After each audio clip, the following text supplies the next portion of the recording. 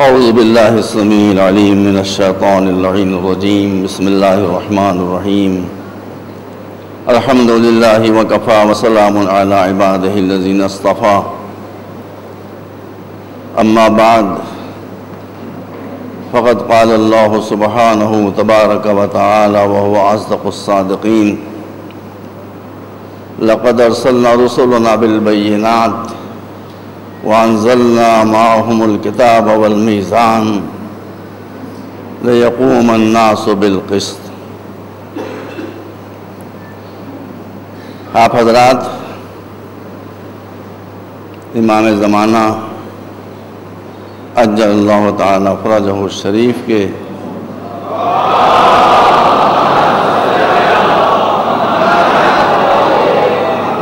جشن میلاد مبارک میں تشریف فرما ہیں اور امام کے آنے کی غرض یہ بتائی گئی ہے یملؤ الارض قسطا وعدلا کما ملئت ظلما وجورا۔ امام جب آئیں گے تو دنیا کو عدل اور انصاف اور جسٹس اور نیائے سے اسی طرح بھر دیں گے جیسے وہ ظلم و جور سے بھر چکی ہوگی۔ اسی لیے میں نے سورۃ الحدید کی 25ویں آیت کا ایک ٹکڑا آپ کے سامنے پیش کیا ہے، جس میں ارشاد ہے کہ ہم نے یعنی اللہ نے جتنے بھی رسول بھیجے، جتنے پیغمبر بھیجے، جتنی کتابیں آئیں، جتنی شریعتیں آئیں، جتنے معجزات ظاہر ہوئے، از حضرت آدم تا حضور ختمی مرتبت 1,24,000 کم و بیش جو پیغمبر آئے، یہ 1,24,000 پیغمبروں کے آنے کا ٹارگٹ صرف اور صرف ایک تھا کہ لِيَقُومَ النَّاسُ بِالْقِسْطِ، کہ دنیا سے ظلم کا خاتمہ ہو جائے اور پوری دنیا میں انصاف کی حکمرانی ہو جائے۔ مشکل یہ ہو گئی ہے کہ اسلام کا فوکس ہے انصاف کے اوپر اور جسٹس کے اوپر۔ وہ سارے انبیاء کے آنے کی غرض یہ بتاتا ہے کہ دنیا سے ظلم کا خاتمہ ہو جائے۔ مسلمانوں سے کہتا ہے کونوا قوامین بالقسط، مسلمانوں تمہاری ذمہ داری فقط یہ نہیں ہے کہ تم کسی پر ظلم نہ کرو، تمہاری ذمہ داری یہ ہے کہ تمہارے سامنے کوئی کسی پر ظلم نہ کر سکے۔ اور مسئلہ الٹا ہو گیا، مسئلہ الٹا یہ ہو گیا کہ خود مسلمان آج ظالموں کی صفوں میں کھڑے ہیں۔ اس سے بڑا المیہ اور کیا ہوگا کہ مسلمان خود، میں کوئی بہت لمبی تقریر نہیں کروں گا، بہت دیر ہو گئی ہے، مجھے اور مطالب پیش کرنا تھے لیکن میں نے اسے کاٹ دیا ہے وقت کو بچانے کے لیے۔ تو قرآن یہ کہتا ہے کہ مسلمانوں کی ذمہ داری یہ ہے کہ پوری دنیا میں جہاں مسلمان ہوں وہاں کوئی کسی پر ظلم نہ کر سکے۔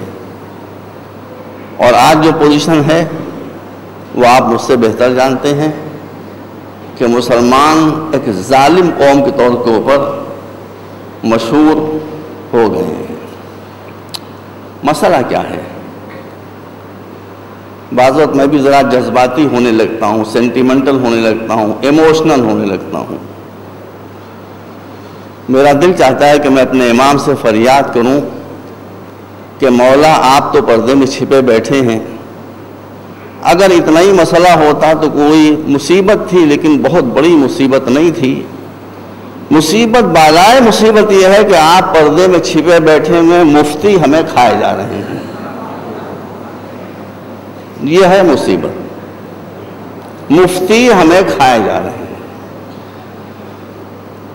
مفتیوں کے جو فتوے آ رہے ہیں تمام ماشاءاللہ علماء کرام پہلی صف میں ایک سرے سے میرے سامنے بیٹھے ہوئے ہیں، ہماری شریعت ہیپرزرڈ وے میں نئی بنی ہوئی ہے، بہت سسٹمیٹک ہے. اس کی بنیاد ہے، دین کی بنیاد دو چیزوں پر ہے، عدل اور عقل کے اوپر. اسلام وہ دین ہے کہ جس میں کوئی بات عقل کے خلاف نہیں ہو سکتی. مسلمانوں کی ہر بات عقل کے خلاف ہوتی ہے. اسلام کی کوئی بات عدل، نیائے اور جسٹس کے خلاف نہیں ہو سکتی. مسلمان مفتیوں کی ہر بات عقل کے بھی خلاف ہوتی ہے، عدل کے بھی خلاف ہوتی ہے. میں کوئی پرانی باتیں آپ کے سامنے نہیں پڑھوں گا، سب آپ کے سامنے فتوے موجود ہیں. یہ فتوے نہیں ہیں، یہ فتنے ہیں جو ہمیں کھائے جا رہے ہیں. ہم کو ایک فتویٰ کسی بند سے یہ چھپا،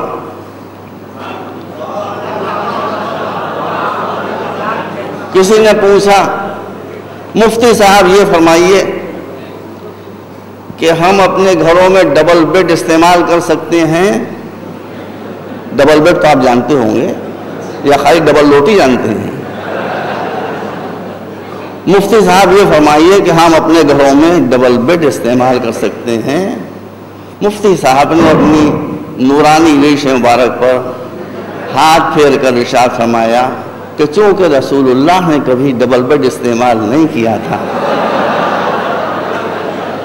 اس لیے ڈبل بیڈ کا استعمال کرنا بدعت.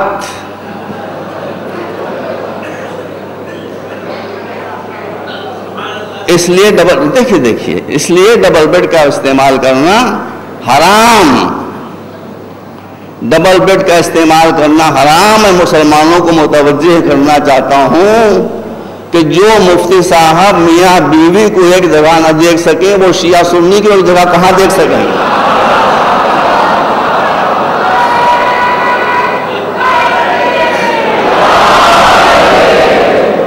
یہ سب فتوے آپ کو یاد ہوں گے. ویسے فتاوا کی تو ڈھیر ہے میرے پاس، یا اللہ تو اگر وہ فتاوا میں نقل کر دوں آدھے مسلمان اسلام کو چھوڑتے ہیں.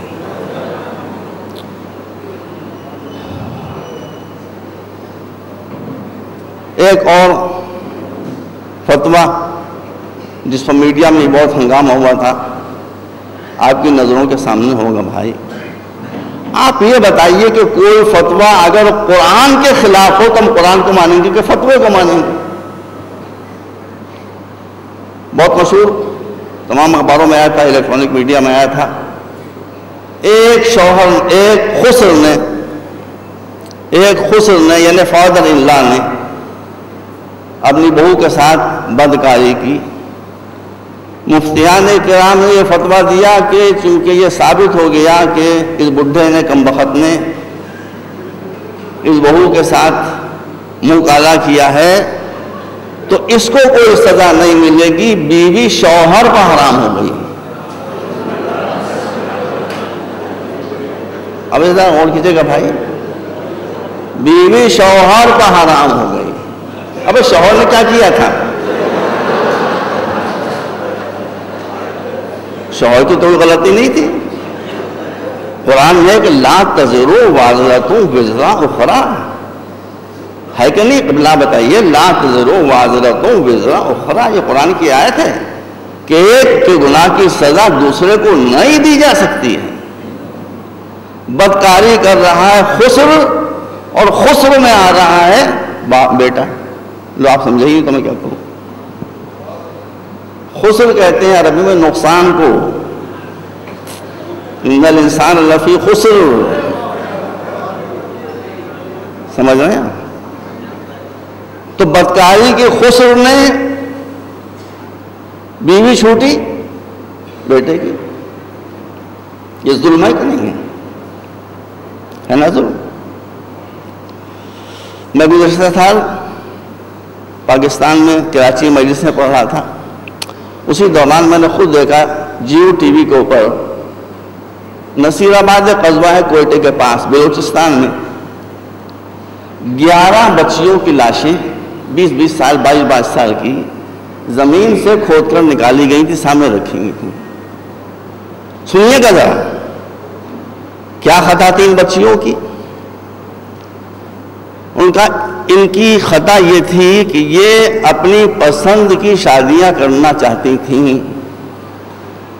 تو مفتی صاحب نے یہ فرمایا کہ عورت اور اپنی پسند کی شادی کی بات کرے، اڑا دو ان کم بختوں کو گولیوں سے.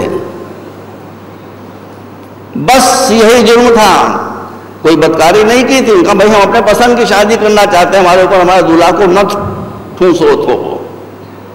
ان کا اڑا دو ان کو گولیوں سے اڑا دیا گیا. اور ابھی ان کی سانسیں آ رہی تھیں، زندہ تھیں وہ بچیاں کہ ان کو زندہ زمین میں دفن کر دیا گیا.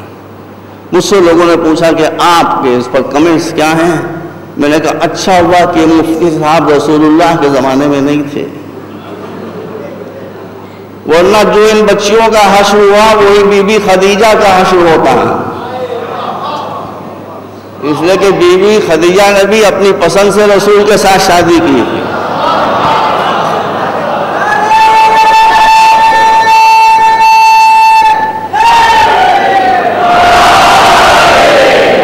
بی بی خدیجہ نے پیغام بھیجا تھا. تمام علماء کرام تشریف فرما. بی بی خدیجہ نے پیغام بھیجا تھا. رسول نے قبول فرمایا تھا. اب دولہا والا تو وہاں ہوتا نہیں تھا، وہ تو ہمارے یہاں سب ہوتے ہیں. لیکن رسول اللہ خود بعد میں بی بی خدیجہ کے گھر پر تشریف لے گئے تھے اور بی بی خدیجہ کا خطبہ نکاح حضرت ابو طالب نے پڑھا تھا.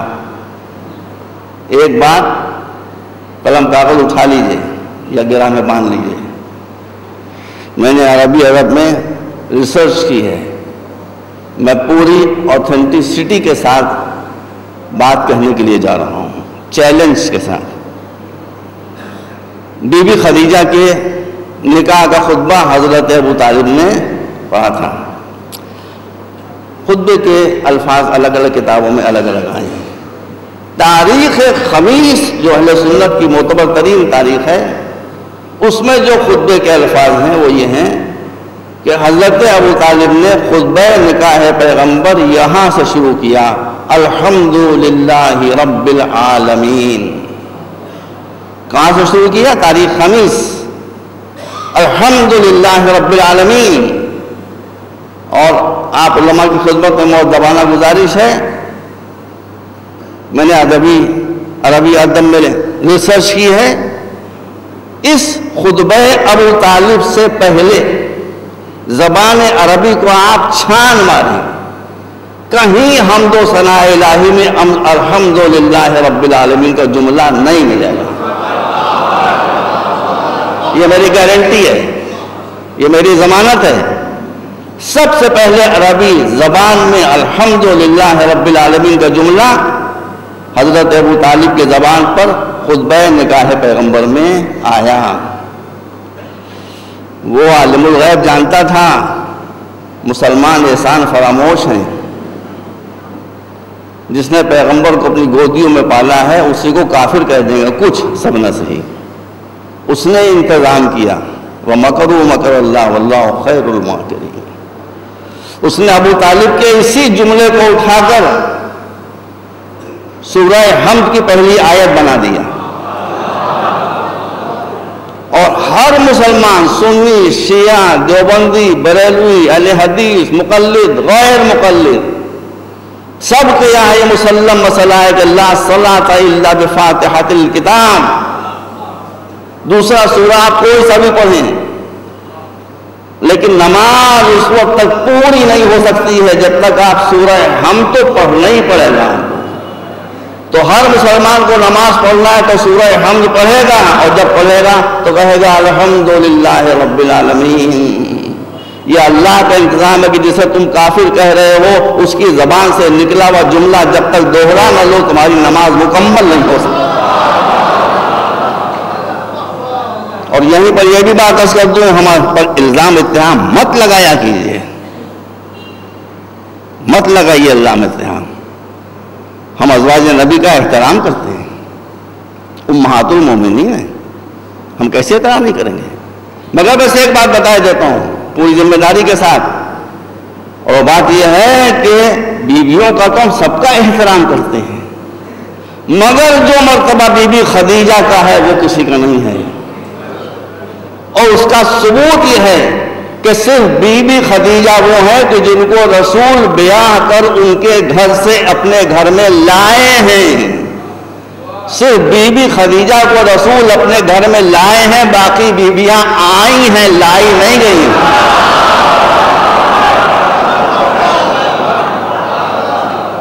احترام ہم سب کا کرتے ہیں، مگر آنے والیاں اس کے برابر نہیں ہو سکتی کہ جو لائی گئی ہو۔ یہ بھی مسلمات میں سے سارے واقعات آپ کے سامنے ہیں، موضوع سے کیوں ہٹوں میں؟ مفتی کھا گئے ہم کو، مفتی کھا گئے، امام غیبت کے پردے میں ہیں، یہ بھی کم وقت نہ ہوتے تو ہمیں کوئی پرابلم زیادہ نہ ہوتی۔ حد یہ ہو گئی، قبلہ احمد علی عابدی صاحب بھائی آپ سے حضرات تشریف فرما ہے، آپ سے میں گفتگو بھی کر رہا تھا۔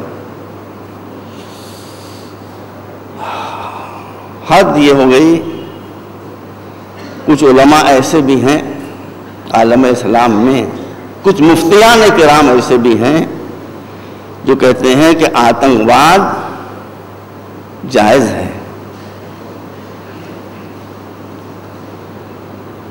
سوسائڈ بامبنگ صحیح ہے، اپنے کو دھماکے سے اڑا دینا، خود بھی مر جانا، بے گناہوں کی جان بھی لے لینا، یہ صحیح ہے۔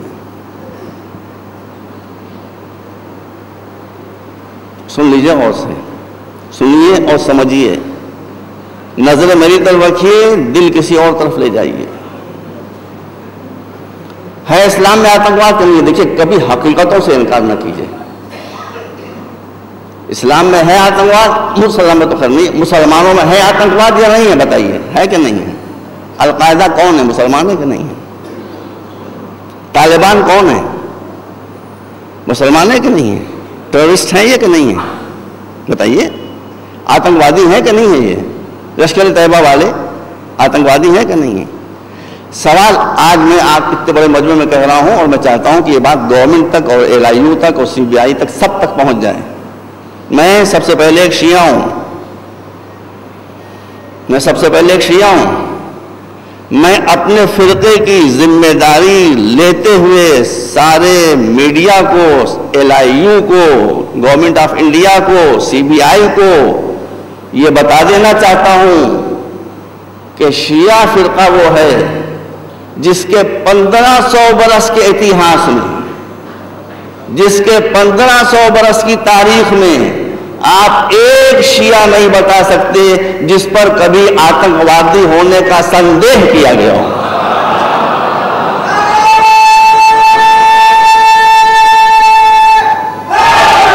یہ میری ذمہ داری ہے۔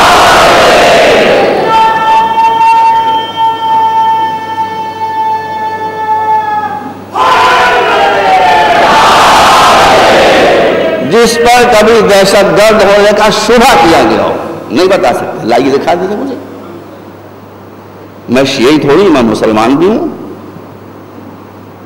لیکن میں شیعوں کا نام اس لیے لیا کہ میں خود شیعہ ہوں، تو شیعہ فرقے کی طرف سے تمہیں 100% ذمہ داری لے کر کہتا ہوں کہ اس فرقے میں تو آپ کو چور مل سکتے ہیں بھائی، افیمی مل سکتے ہیں، جوا کھیلنے والے مل سکتے ہیں، یہ سب گناہ اس فرقے کے ماننے والوں کے دامن پر دھبے ملیں گے، مگر آتنکواد کا دھبا نہیں ملے گا، دہشت گردی کا دھبا نہیں ملے گا، ٹیررزم کا دھبا نہیں ملے گا۔ میں نے اس لیے کہا کہ سب سے پہلے میں، لیکن میں مسلمان بھی ہوں، میرا اسلام یہ کہتا ہے کہ ہر ایک کے بارے میں سچی بات کہو، اس لیے میں اب دائرے کو پھیلاتا ہوں۔ میں کہتا ہوں سنیوں میں کوئی بریلوی بھی آپ کو نہیں ملے گا جو آتنکوادی ہو، میرا ساتھ دیتے رہیے گا۔ کوئی بریلوی بھی آپ کو نہیں ملے گا جو آتنکوادی ہو، کوئی دیوبندی بھی آپ کو نہیں ملے گا جو آتنکوادی ہو، اہل حدیث میں بھی کوئی آپ کو نہیں ملے گا جو آتنکوادی ہو۔ سارے فرقوں کی ذمہ داری میں لیتا ہوں بحیثیت ایک مسلمان کے، نہ بریلوی آتنکوادی، نہ دیوبندی آتنکوادی، نہ خانقاہی آتنکوادی، نہ اہل حدیث آتنکوادی، تو پھر آتنکوادی کون ہے؟ میں گورنمنٹ کو بتایا دیتا ہوں کہ اسے زیادہ ڈھونڈنے کی ضرورت نہیں ہے، आतंकवादी वही होगा कि जिसके दिल में यजीद के लिए सॉफ्ट कॉर्नर हो।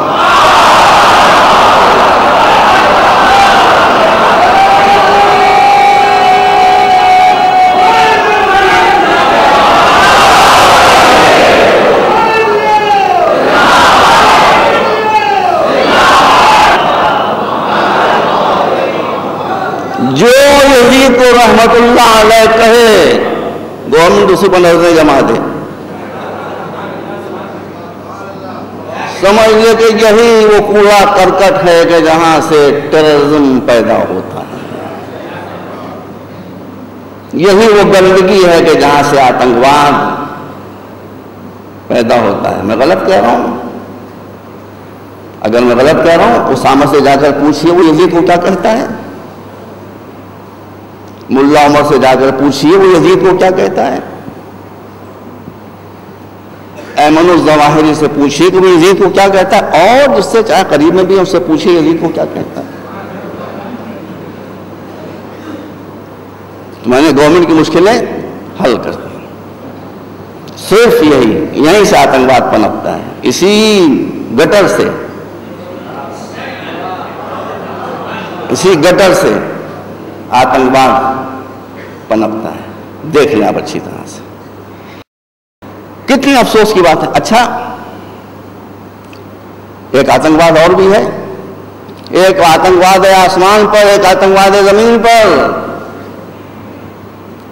जमीन पर आतंकवाद की बेस है सऊदी अरब। जमीनी आतंकवाद की बेस है, मैं डरता होता किसी से नहीं, जमीन पर आतंकवाद की बेस है सऊदी अरब। आसमान पर आतंकवाद की बेस है हजरत अमेरिका रज़ी अल्लाह ताला अन्हु।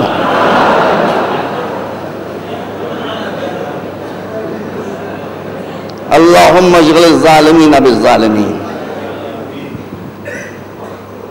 ये दो आतंकवादी कुव्वतें हैं कि जो आपस में लड़ रही हैं। मगर मैं बता देना चाहता हूं, मेरा अकीदा यह है कि ना अमेरिका इस आतंकवाद को ख़त्म कर पाएगा तालिबान और अलकायदा के, ना अलकायदा और तालिबान के दहशतगर्द और आतंकवाद उस बड़े आतंकवादी को ख़त्म कर पाएंगे। ये दोनों आतंकवादी अपने ख़त्म होने के लिए इनका इंतज़ार कर रहे हैं।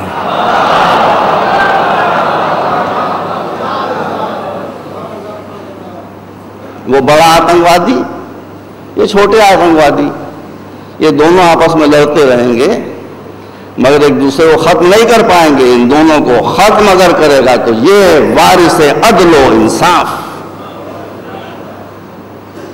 ये इस आतंकवाद को भी खत्म करेगा और उस आतंकवाद को भी खत्म करेगा। मैंने शुरू की बहुत से मतालिब काट दी इसलिए कि बहुत तंग हो गया था। लेकिन अब मैं आपसे कहना चाहता हूं, इमाम आएंगे तो क्या करेंगे भाई? देखिए, आज भी एक सेमिनार था, मौलाना तशरीफ फरमाते, मैंने कहा मैं बहुत बुरा इंसान हूं मगर मुझे गुस्सा नहीं आता कभी, बिल्कुल वो पुर्जा ही टूटा हुआ है, मुझे गुस्सा नहीं आता। आप मुझसे खुल के बात करें। अगर आपको ख्याल आ रहा है मैं गलत कह रहा हूं, मैं कभी बुरा नहीं मानूंगा। अगर मेरी गलती है तो मैं फौरन से तस्लीम भी कर लूंगा। दीन में जिद का मसला नहीं होना चाहिए। यहां भी एक मसला है, मसला है मारिफत का। मौलाना आबिदी साहब, मसला है मारिफत का। लोग इस्लामी को नहीं समझे, इस्लामी को नहीं समझे तो इमाम को क्या समझेंगे भाई? हमने पूछा इस्लाम क्या होता है? उनका जी इस्लाम ये होता है कि मुसलमान मुआशरा जहाँ होता है, मुस्लिम सोसाइटी जहाँ होती है, वहाँ गुंबद मस्जिदों के दिखाई देते हैं, वहाँ मीनार दिखाई देते हैं, लाउड स्पीकरों से अजानों की आवाज़ें दिखाई देती हैं। मस्जिद में जाने वालों को देखिए तो उनकी उलझी हुई दाढ़ियाँ होती हैं, ऊंचे ऊंचे पैजामे होते हैं, लंबे लंबे कुर्ते होते हैं। बल्फाज दिगर हमेशा ये तबका चूंकि जल्दी में होता है इसलिए जब निकलता है तो बड़े भाई का कुर्ता पहन लेता है, छोटे भाई का पैजामा पहन लेता है।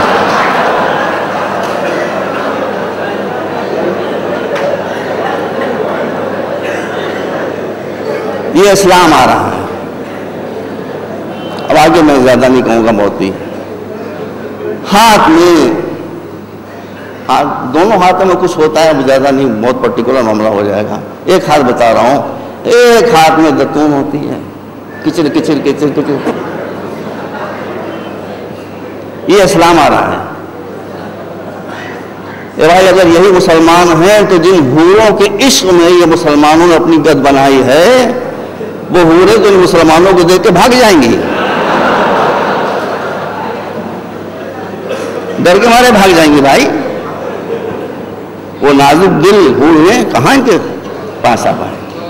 سمجھیے بات، کتنا زمین آسمان کا فرق ہے.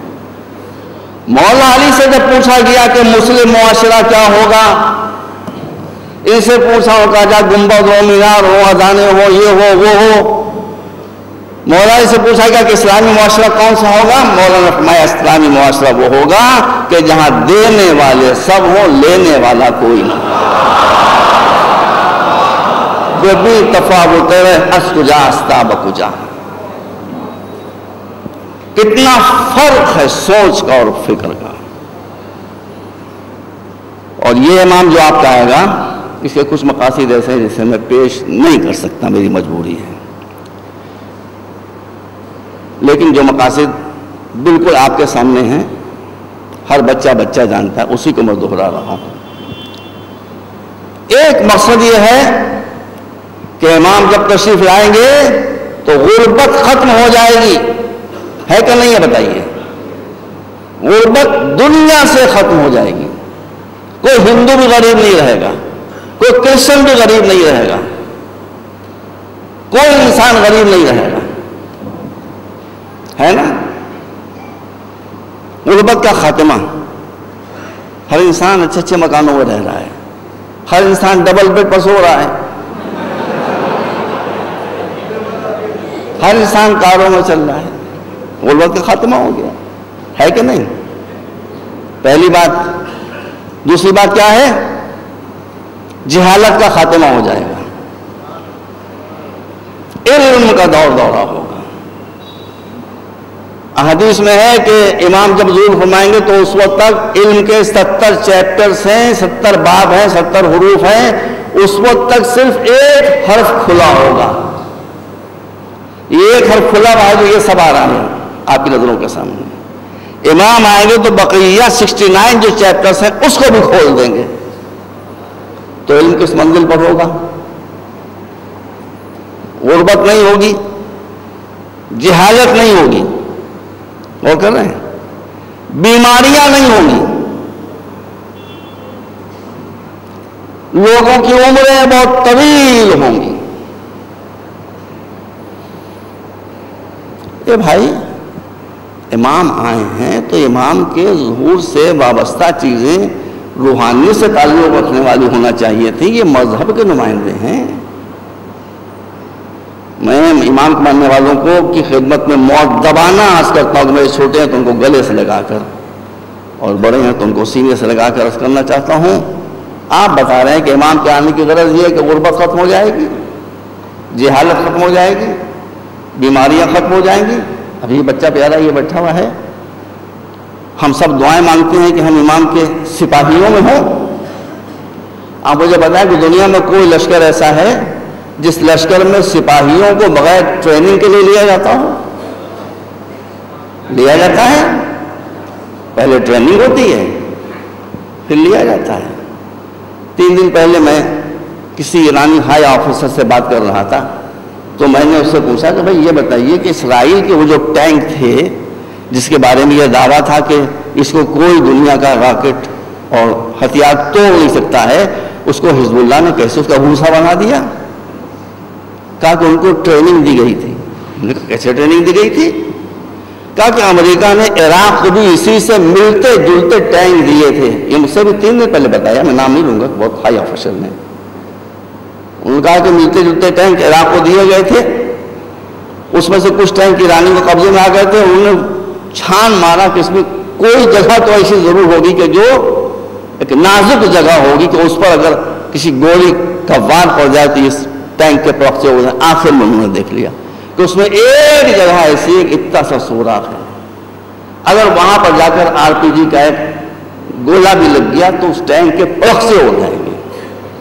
انہوں نے ٹریننگ دی اسی بات کی کہ بس ایک چھوٹے سے نشانے پر RPG، چھوٹے سے نشانے پر RPG، اور اس لائن جب جھومتا ہوا اس غرے میں کہ اس ٹینک کو تو کوئی توڑ نہیں سکتا ہے چلا، تو حزب اللہ کے انہی سپاہیوں نے جن کو پہلے سے ٹریننگ دی گئی تھی، انہوں نے اسی سوراخ کو نشانہ بنانا شروع کیا اور ٹینکوں نے دھما دھم اڑنا شروع کیا اور وہ سر پر پیر رکھ کے بھاگے۔ ٹریننگ دی گئی تھی کہ نہیں دی گئی تھی؟ دی گئی تھی ٹریننگ۔ تو اب امام کے جو اہداف ہیں وہ کیا ہیں؟ غربت کا خاتمہ، جہالت کا خاتمہ، بیماریوں کا خاتمہ۔ تو اگر ہم اور آپ امام کے سپاہی بننا چاہتے ہیں تو ہم کو بھی اسی لائن پر ٹریننگ کرنا ہے۔ دنیا سے جہالت کو ختم کرنا ہے، دنیا سے غربت کو ختم کرنا ہے، دنیا سے بیماریوں کو ختم کرنا ہے۔ دیکھیے یہ امام کا ٹارگٹ یہ ہے۔ آج جو سیمینار ہوا اس میں میں بچوں سے، میرے بچے تھے، میں ان سے بتا رہا تھا کہ تبلیغ کا راستہ بہت آسان ہے اور بہت دشوار ہے۔ اگر کسی کو یہ معلوم ہو گیا کہ آپ اس کی مشکل کشائی کے لیے آئے ہیں، اس کی مشکلیں حل کرنے کے لیے آئے ہیں، تو وہ آپ سے آپ کا پیغام سننے کے لیے فوراً تیار ہو جائیں گے۔ اگر آپ امام کے بتائے ہوئے اہداف کو فالو کریں اور معاشرے سے غربت کا خاتمہ شروع کریں، بیماریوں سے لڑنا شروع کریں، جہالت کو مٹانا شروع کریں، تو ہر انسان آپ کا ممنون احسان ہوگا، اور جب ممنون احسان ہوگا تو وہ آپ کی بات سننے پر عزیزوں تیار ہو جائے گا۔ تو آپ اگر امام کے سپاہی بننا چاہتے ہیں تو یہ تو پازیٹیو بات ہے۔ اور ایک بات اور، آپ کی زحمت ختم، وقت میرا جو تھا میں نے معین کیا تھا وہ ختم ہو گیا۔ امام کے سپاہیوں میں آپ ضرور شامل ہوں۔ امام کے سپاہیوں میں شامل ہونے کے لیے کوئی قید نہیں ہے، کوئی قید نہیں ہے۔ ٹھننا ہو کہ لمبا ہو آؤ، کالا ہو یا گورا ہو آؤ، سید ہو یا شیخ ہو آؤ، مغل ہو یا پٹھان ہو آؤ، ہندوستانی ہو یا ایرانی ہو یا پاکستانی ہو یا عراقی ہو یا سعودی ہو یا امریکن ہو یا یورپین ہو، کوئی آؤ آؤ، سب آؤ۔ تو آپ کہیں گے تو پھر امام کا لشکر بہت بڑا ہوگا۔ یہ آنے کے دروازے تو سب کھلے ہوئے ہیں، مگر سب کے آخر میں ایک دروازہ ایسا لگا ہوا ہے کہ وہاں پر بہت پھسولا ہو جائے گا۔ سید و شیخ کی قید نہیں ہے، مغل و پٹھان کی قید نہیں ہے، کالے و گھوڑے کی قید نہیں ہے، لمبے و چھوٹے کی قید نہیں ہے، ضعیف و جوان کی قید نہیں ہے، مگر ایک قید لگی ہوئی ہے، سن لیجیے اور آپ کی تقریب آپ کی زحمت ختم کروں۔ وہ قید بڑی قیامت کی ہے۔ وہ قید یہ ہے کہ چونکہ امام کا مشن یہ ہے، امام معصوم کا مشن یہ ہے کہ دنیا سے ظلم کا خاتمہ ہو جائے، اس لیے امام اپنی لشکر میں کسی بھی ایسے شخص کو لینے پر تیار نہیں ہوں گے جس نے زندگی میں کبھی کسی پر ظلم کیا ہو۔ اب کہہ رہ گئے، اگر آپ نے شادیاں کی ہیں ایسے انداز سے کہ آپ کی شادی کی وجہ سے قوم کی اور بچیوں کی شادیاں دشواری میں پڑ گئیں تو یہ ظلم ہے۔ تو ٹھیک ہے، شادی میں آپ بریانی کھائیں مگر امام کے لشکر میں نہیں جا پائیں گے۔ اذان عالیہ میں رکھیے۔ اگر آپ فضول خرچیوں میں اپنا پیسہ برباد کر رہے ہیں اور قوم کے بچے بھوکوں مر رہے ہیں، یہ ظلم ہے۔ ظالم امام کے لشکر میں شامل نہیں ہو پائے گا۔ اگر آپ اپنا پیسہ اسراف فضول کی باتوں میں خرچ کر رہے ہیں، شو میں خرچ کر رہے ہیں اور قوم کے بچے تعلیم حاصل نہیں کر پا رہے ہیں، یہ ظلم ہے۔ ظالم امام کے لشکر میں شامل نہیں ہو پائے گا۔ اس لیے میری آپ سے التماس ہے، آپ امام کی بارگاہ میں عریضے بھیجیں، ضرور بھیجیں، دریا میں ڈالیں، ندی میں ڈالیں، سمندر میں ڈالیں، تالاب میں ڈالیں، یہ عریضے وہاں پہنچیں گے،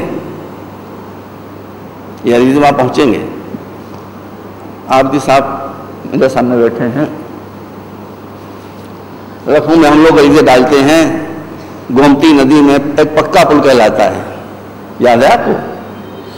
اسی پکے پل سے جا کر ہم لوگ عریضے دیتے ہیں، بس 2 منٹ بعد ختم ہو رہی ہے۔ اسی پکے پل سے ملی ہوئی ایک مسجد بنی ہوئی ہے نا، شاہ پیر محمد کے ٹیلے کی مسجد کہلاتی ہے۔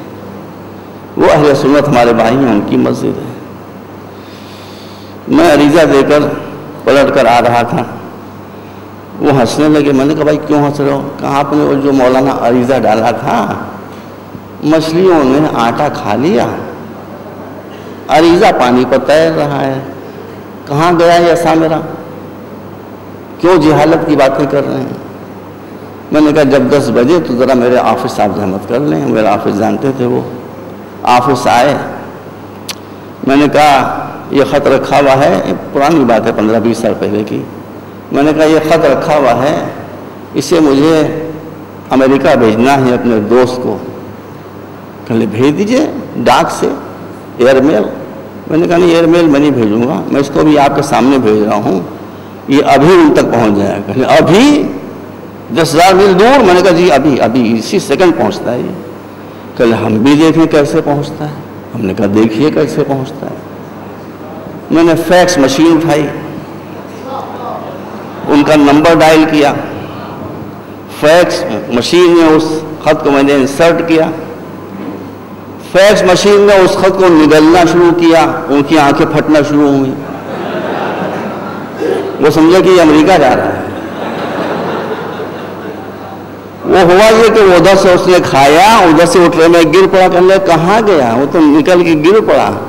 میں نے کہا پڑے ہوئے خط کو نہ دیکھیے، ٹیلی فون کر کے پوچھیے کہ پہنچ گیا کہ نہیں پہنچا۔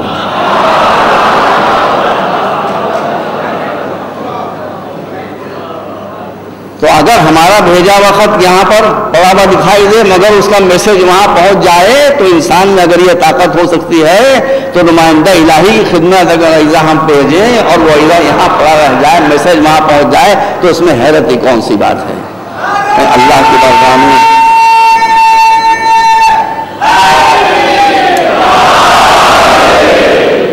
میں اللہ کی بارگاہ میں سب سے پہلے اپنے گناہوں کی مغفرت کے لیے دعا کرتا ہوں کہ معبود میں بہت گناہ گار ہوں، بہت سیاہ کار ہوں، میرے گناہوں کو معاف کر دے مجھے اور ان سب کو پہلے ان کے صدقے میں مجھے بھی یہ توفیق عطا فرما کہ ہم امام کے ناصروں میں شمار ہوں، ہمارا کردار ویسا ہو جیسا امام ہمارے کردار کو دیکھنا چاہتے ہیں۔ وہ ہمارے امام ہیں، ہم ان کے فالوور ہیں۔ فالوور کے معنی یہ ہوتے ہیں کہ جو امام کا نقش قدم ہو اس سے قدم بقدم ہم چلیں، جو ان کو اچھا لگے وہ ہم کو اچھا لگے، جو ان کو برا لگے وہ ہم کو برا لگے۔ پالنے والے ہم کو اپنے علاوہ محمد و آل محمد سے شرمندگی سے بچا لے برحمتک یا ارحم الراحمین۔